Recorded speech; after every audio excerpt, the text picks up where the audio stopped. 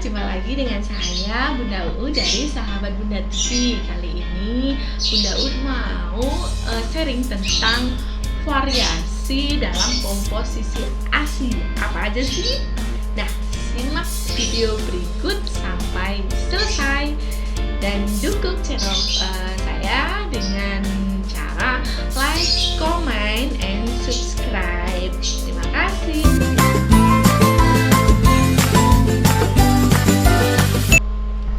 Nah, mungkin beberapa bunda-bunda di sini sudah pernah dengar tentang yang namanya kolostrum. Kemudian apa itu Hilmic, formil, ASI matur atau ASI matang gitu. Udah pernah dengar, Bun? Nah, jadi bagi yang belum dengar atau belum tahu apa itu sih kolostrum dan sejenisnya, baik, Bunda Uu akan menjelaskan tentang variasi dalam komposisi ASI. Itu ada apa aja? Ada yang namanya kolostrum. Nah, pasti ini tidak asing lagi ya di telinganya bunda-bunda semua tentang kolostrum gitu. Apa sih itu kolostrum? Nah, kolostrum adalah ASI khusus yang berwarna kekuning-kuningan, kemudian agak kental gitu ya, agak kental dan diproduksi dalam beberapa hari setelah persalinan gitu. Dan biasanya, nah, aslian kolostrum ini kalau orang Jawa ya, orang Jawa atau zaman dulu gitu ya, zaman nenek moyang gitu, ASI atau kolostrum ini itu biasanya malah disuruh dibuang gitu. Katanya ASI kolostrum ini itu nggak bagus gitu, dibilang ASI basi gitu, nggak enak dan kawan-kawannya, itu buang aja.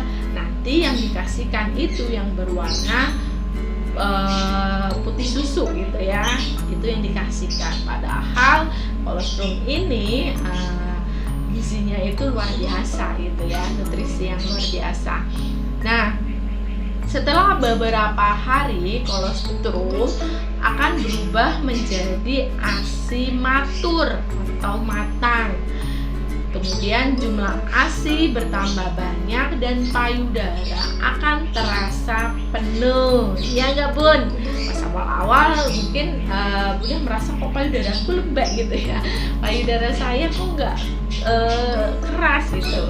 Iya, tenang, karena memang kolostrum diproduksi juga jumlahnya belum begitu banyak gitu, sekitar 50 mili.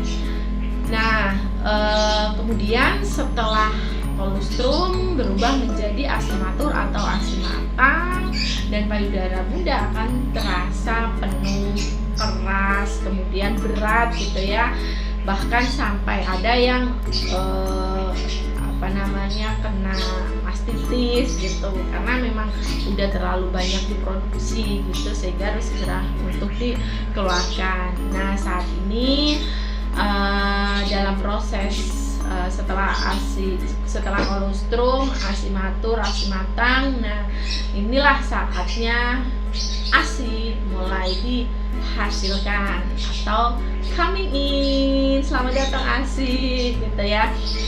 Nah, kemudian apa sih variasi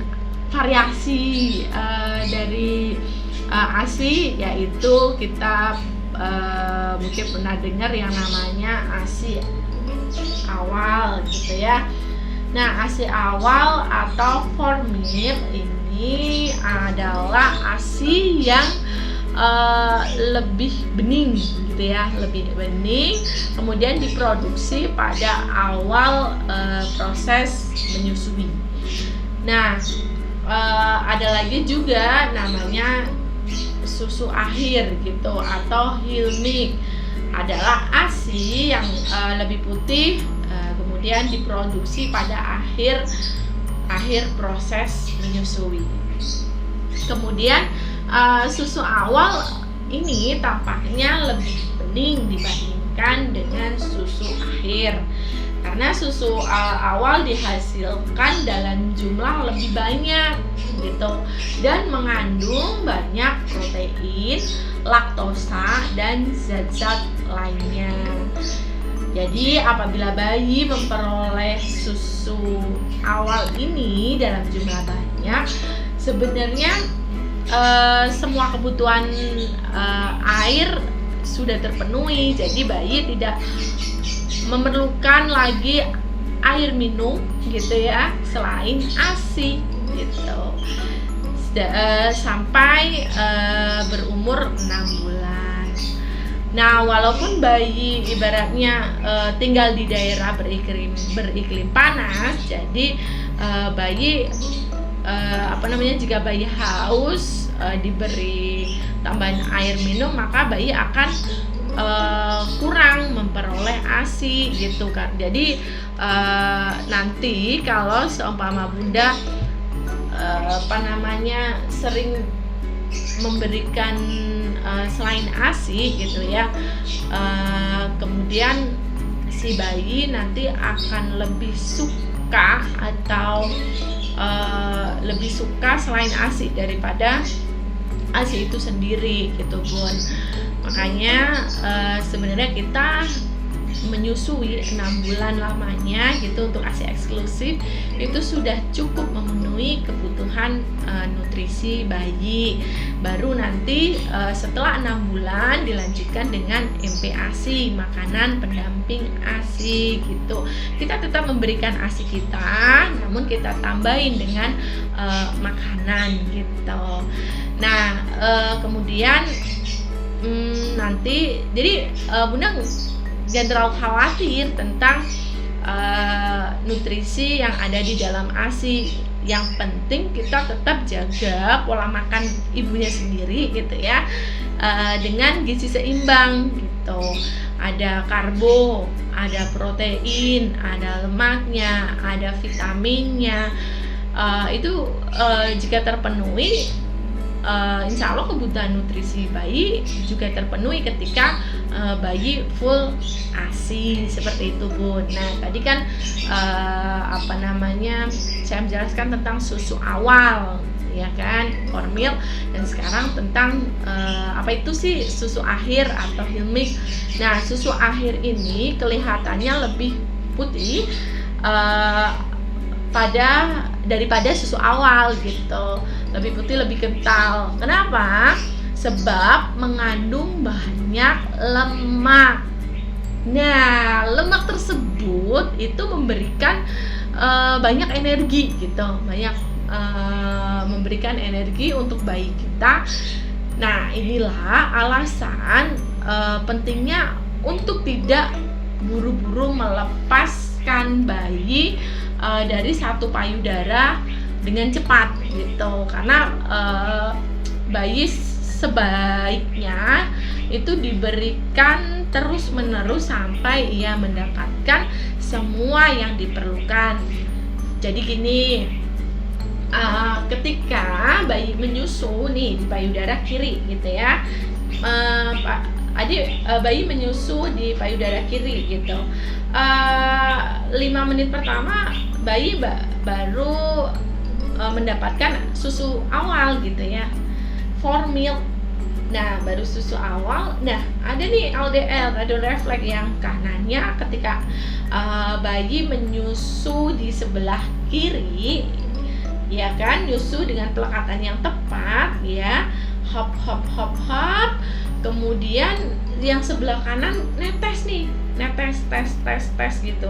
Ini belum ada 5 menit, kemudian tidak boleh bunda pindahkan ke sebelah kanan, katanya sayang ini udah netes gitu. Itu tidak boleh, itu tidak disarankan. Kenapa? Karena nanti si bayi tidak mendapatkan susu akhir yang kita harapkan, yang susu akhir itu banyak lemaknya, yang memberikan banyak energi untuk tubuh bayi dan juga untuk kenaikan berat badan bayi itu ya Bun. Jadi silahkan susui 1 sesi payudara kita gitu ya, sampai benar-benar bayi puas. kemudian bayi melepaskan payudara kita, bayi tertidur pulas, atau bayi melepaskan payudara kita dalam kondisi dia ceria, happy gitu ya, tidak cranky gitu, itu berarti tanda-tanda bayi cukup atau kenyang ASI-nya gitu. Dan ada juga indikator lagi, kita koreksi lagi, evaluasi lagi tentang pipisnya gitu ya Bunda.